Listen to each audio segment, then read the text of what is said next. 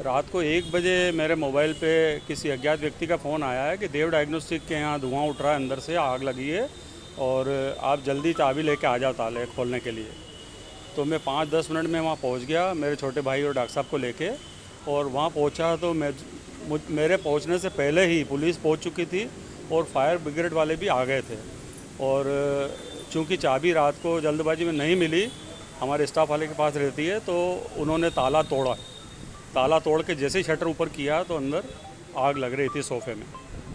क्या कोई संदिग्ध व्यक्ति आग लगाने? हाँ, क्योंकि जिस हिसाब से एक तो शंका होती है शॉर्ट सर्किट की, पर शॉर्ट सर्किट होता तो कहीं लाइटें फाल्ट होती या कोई मीटर जलता, पर ऐसा कुछ भी नहीं हुआ।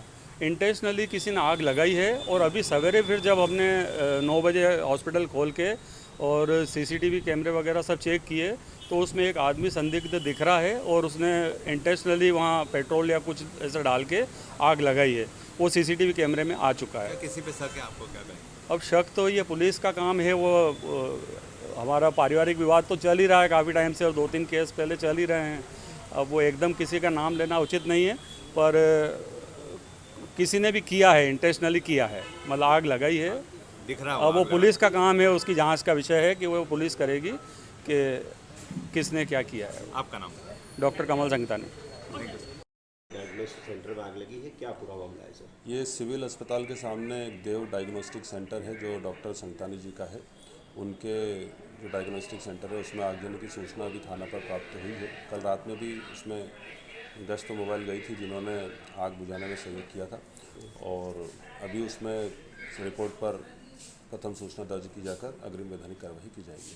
कोई पारिवारिक झगड़ा सामने आ रहा है सर इसको लेकर? अभी प्रथम सूचना दर्ज की जाना शेष है। प्रथम सूचना दर्ज करने के बाद जो भी साक्ष्य आएंगे उस अनुसार कार्रवाई करेंगे। सीसीटीवी मामले में सामने आया है कोई शख्स है जो कि आग लगाता है? कोई संदिग्ध व्यक्ति उसमें उस समय वहाँ पे घूमता हुआ दिखा है। अब उसको उसकी पताराशी करके उससे पूछताछ की जाकर जो भी समझ में आएगा आगे कार्रवाई करेंगे।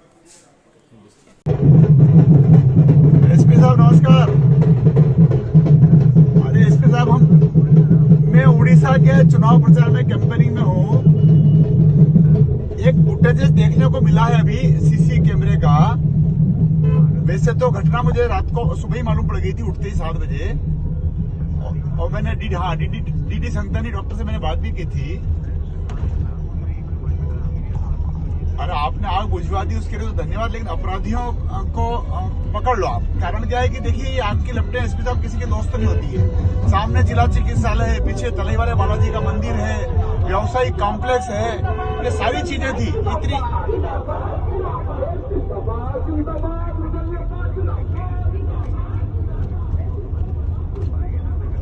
देखिए एसपी साहब, मैं सिर्फ इतना करूं कि कोई भी व्यक्ति अपनी दुकान में अपने घर में आग नहीं लगाता। आग लगाई है किसी ने। हाँ, दिख रहा है। हाँ बस मेरा वही कहना है कि जो इसको तो सजा इसलिए जरूरी है सर कि ये तो इतना बड़ा गैर कानूनी काम कर रहे हैं। ये तो बहुत बड़ा प्रयास है। ये तो आसपास की 10 दुकानों का क्या होता, अस्पताल का क्या होता, तलैवाले बालाजी का मंदिर है क्या होता, पूरा व्यावसायिक संकुल है। रात के लपटे में, आग की लपटों में हमारा पूरा गांधी चौराहा झुलस जाता। बाबा पशुपतिनाथ की कृपा से तो घटना टल गई एसपी साहब, लेकिन देखिए दुश्मनी कैसी भी हो, किसी भी स्तर की हो, लेकिन ये तो बहुत निम्न स्तर है, तो घटिया स्तर है। आप उसको दिखवाइएगा। मुझे लगा कैमरा सीसी फुटेज देखने के बाद फिर मैंने आपको फोन किया। मैंने कहा तो बहुत बड़ा अपराध है। मेरी बात भी हुई थी डॉक्टर डीडी संगतानी को, मैंने सुबह फोन लगाया था 8 बजे, उनसे मेरी बात भी हुई है। इनका वही जो भी झगड़ा है सर, झगड़े की जगह होते हैं, लेकिन कानून अपने हाथ में थोड़ी ले सकते हैं क्या? अपन इतनी बड़ी हिमाकत थोड़ी कर सकते हैं क्या? फिर तो बंदूक हाथ में ले लो, बंदूक उड़ा दो किसी को भी। ठीक, धन्यवाद।